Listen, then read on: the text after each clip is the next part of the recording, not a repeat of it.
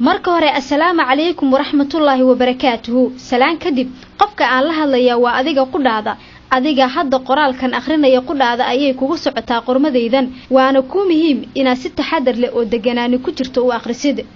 ogow tani ma aha maaweelo, balse waa xaqiiqo ka hadlaysa safar lama huraan u ah noloshaada. sida uu lama huraanka adiga kuugu yahay ayuu aniga qudhayda iigu yahay mahuraan, balse iima cadda inaan noqon doono isku duulimaad. inkastoo safarka aad ku qasban tahay, haddana waxaad ku baxaysaa casuumaad laguu soo diray oo mudaysan. casuumaaddu waxa ay leedahay waqti go'an oo aan waxba ka bedeli karin, kana cudur daaran karin. waa qasab in aad dhoofto marka la gaaro ballanta ku qoran warqadda casuumaadda. in aad diyaar garowday iyo inaadan diyaar ahayn macnama samaynayso. diyaaraddu waa ay ku qaadaysaa xaalad kasta adigoo ku sugan. daqiiqad walba saacaddu waxay ku sii siqaysaa waqtigii aad safri lahayd, haddana adigu marnaba ma ogid goorta aad bixi doontid. dhowaa iyo dheera kuma kala cadda goorta aad dhaqaaqayso, hase yeeshee mar walba safarku waa kadis, wuuna murugo iyo xanuun badan yahay.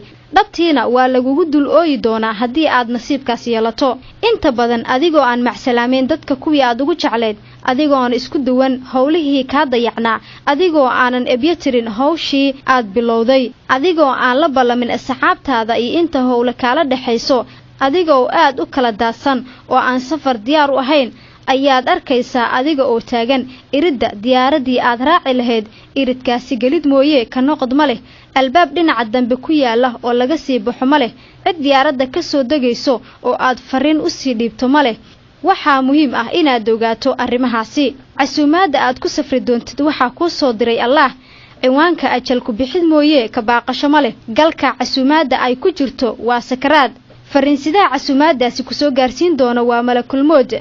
tikidka aad ku safri doontid waa geeri. diyaaradda aad raaci doontid waa handool. dalka aad ka dhoofayso waxaa la yidhaahdaa adduun. dalweynaha aad u kicitimayso waa aakhiro. halka aad gashiinka taransitka ku noqon doontidna waa barsaq. garoonka ay diyaaraddaadu cagadhigan doonto waa qabri.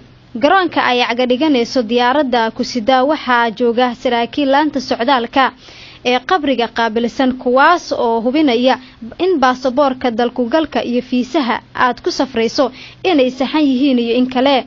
garoonka ay diyaaraddaadu ku degayso waa mid adiga ku gaar ah, balse saraakiisha joogta ee labada ah ayaa qaabilaya qof walba ee soo raaca duulimaadka isaga gooshaya dalalka adduunka iyo aakhiro. waa in aad maanka ku haysaa qodobadan. saraakiisha laanta socdaalka joogta waa malaa'ig. tiradoodu waa 2 oo keliya. magacyada waxaa la kala yiraahdaa munkar iyo nakiir, waxaana ay ku weydiin doonaan 3 su'aalood oo muhiim ah.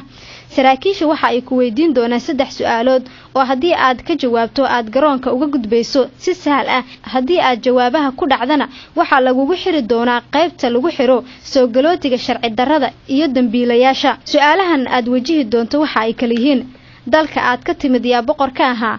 imaamkaagu kumuu ahaa? baasaboor noocee ah ayaad haysataa? ilaa aad su'aalahaasi ka jawaabto lama eegi doono baasaboorkaaga iyo dalkugalkaaga inay yihiin kuwa saxan iyo in kale.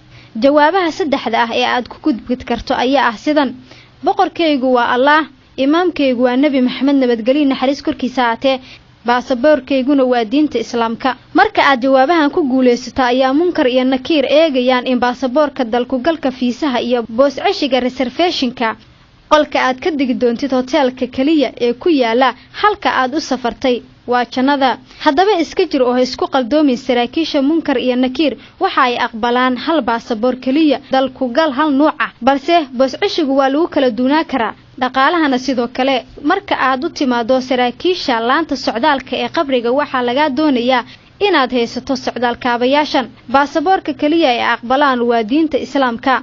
dalkugalka fiisaha ay aqbalaan oo kaliya waa iimaan rumaynta Allah iyo rasuulkiisa. boos-ceshiga kaliya ay aqbali doonaana waa cibaado. haddii aad ku guul dareysato in aad soo bandhigto warqadahaasi socdaalka ku fududeynaya ee baasaboorka islaamka, dalkugalka iimaanka iyo boos-ceshiga cibaado ee ay ku weydiiyaan munkar iyo nakiir, waxaa hubanti ah inay weji furan kugu soo dhaweeyaan. dhammaan dadka ka gudbaya xuduudda adduunyo ee u gudbaya tan aakhiro waxa ay u qaybsamaan 3 kooxood oo kaliya. adigana 3daas baad mid ka tahay. waxa ayna kala yihiin: ahlu janna, muslim mu'min ah, cibaado la yimid, camal suuban hormarsaday.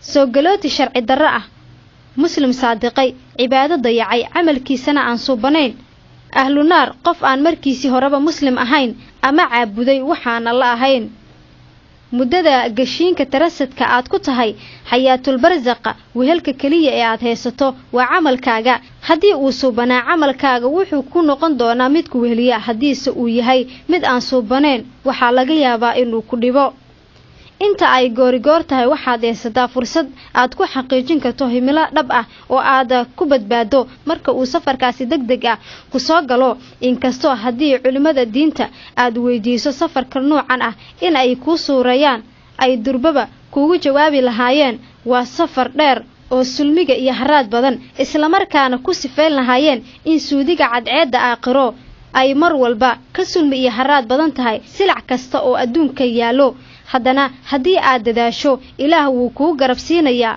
in aad sahal ku dhaafto adigoo aan marnaba rarangubiyoon inkastoo safarkani aad degdeg u yahay haddana dheer yahay mar walba wuxuu ka dhow yahay safarka uu qofka tahriibay ku maro saxaraha cadaabta ah ee u dhaxeeya Liibiya iyo Suudaan marka uu qofka ku safrayo saxaraha wuxuu halis u galaa in ay dilaan masas miciyadu u wada soofaysan tahay abrisyo ciidda hoosteeda ku susuma oo aysan ishu qaban iyo caarooyinka waxweerara taasi waxaa dheer qooleysatada jidka dadka ku afduubta ee ay Soomaalidu u bixisay magafayaasha kuwaas oo dadka dila gabdhahana kufsada kadibna madax furasho weydiista haddii ay duulimaadyadaadi oo dhami ku saxan yihiin diyaaradda uu malakul moodka ka yahay duuliyaha waxaad ka raaci doontaa kuraasta maalqabeennada ee business classeska haddii se diyaar garowgaagu qaldoomo in aad booska ka hesho kuraasta danyarta ee economic classeska ayaa adkaanaysa adiga ma ogi da'ad aad jirto balse waxaa laga yaabaa in uu shaydaanku kugu yiraahdo mar walba weli waad yar tahay dib u dhigo isdiyaarinta marka aad weynaato ayaa diyaar garoobi oo cibaadeysan doontaaye waa hubaal sidaasi shaydaanku wuu kugu yiraahdaa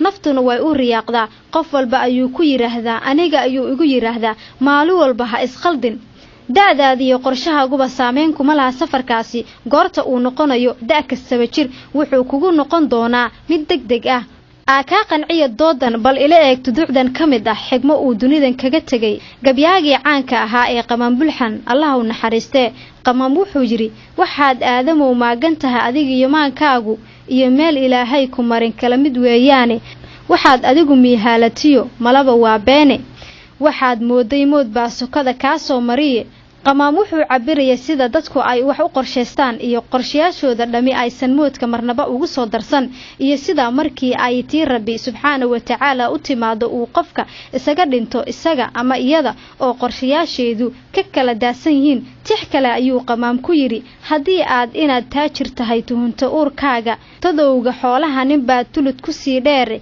wala in ragow tala adduuntaada uun maaha abwaan salaan carabeey oo isagana kamid ah abwaanada suugaantooda raadka muhiimka ah ku reebay taariikhda Soomaaliya ayaa waxa uu yiri cadad malaha rijaaladan intay calal ku duubeen oo ay meel cabaar loo qodqoday kaga caraabeene oo camalka mooyee qabriga cidna ugu yeedheen mar haddii ay xaaladdu sidaas tahay maxaa kula gudboon inaad samayso inta aad fursada haysato si aad ugu diyaar garowdo safarkaasi lama huraanka ah waxaa kula gudboon inaad haysato dhowrkan shay ee ah sahaydii aad wadada ku mari lahayd dhaqaalihii aad meel ku tagi lahayd wixii aad ku noolaan lahayd marka aad degto jannada si aad wax meel u dhigato waa inaad bakaar akoon ka furato bangiga ilaahay ee ku yaala halka aad u sii socoto ha kaydin lacag aan aakhiro ka socon doonin lacagaha kaliya ee aakhiro laga isticmaalo ama ka soconaya waa taqwada haddii aad og tahay in durba xisaabta lagugu leeyahay ay ka badan tahay midda aad baraagta ku kaydisay